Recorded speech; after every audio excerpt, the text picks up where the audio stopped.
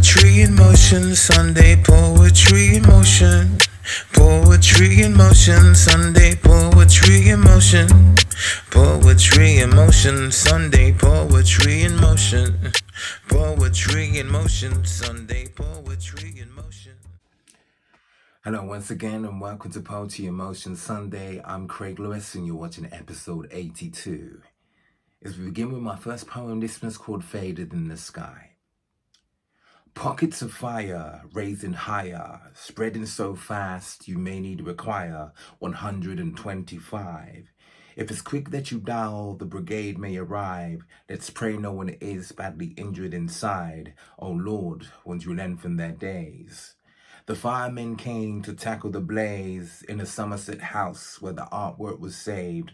The thick smoke was seen from the River Thames to Waterloo Bridge, and events were put off for that day. The smoke was so thick from the fire display, through the cloud it would roar. Businesses told to close windows and doors as if it was winter. Such precautions were taken so smoke didn't enter the buildings where people reside. So the order they'd followed. It said that some firemen stayed till the morrow to doctor the scene. It must have felt like being locked in a dream for onlookers nearby, till the smoke would bow down and fade out in the sky. And moving on to my second poem, this one's called I'd Rather Not. I'd rather not, such words were deemed to the director and his team. The actress saw much wrong in the scene, her morals stand in a good place. Had her heart had not been in it, and the paper she chased, there would be no limit, 'cause she's getting paid.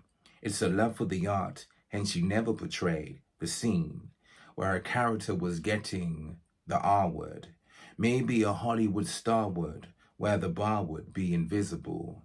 She'd act out the scene and make it convincible, 'cause that's what good acting is. But this was a video game that's not for the kids.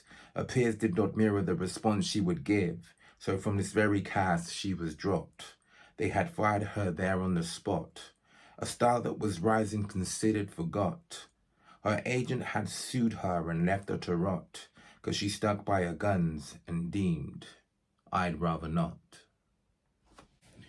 And moving on to my third and final poem, this one's called Dinosaur Footprints in the Sand. Footprints in the sand, they followed the trail and discovered not humans, lest technology fail.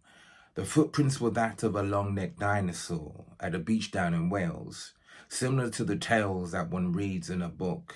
A sight that if timid may just leave you shook, as if one was approached by a neighborhood crook who spoke with a tone that made you comply when he asked for your phone. Every 5 to 6 years, they found footprints or bones of dinosaurs from yesteryear. Fascinating for tourists and guests that appear, but the timid are not so impressed. Though they may never meet one in the flesh, at night they just may struggle to rest. Not much a history fan you may guess, with no granted request to walk to the beach.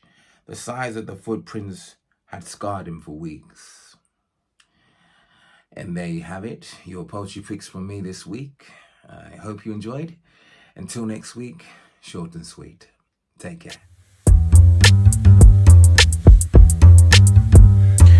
Poetry in motion, Sunday poetry in motion. Poetry in motion, Sunday poetry in motion. Poetry in motion, Sunday.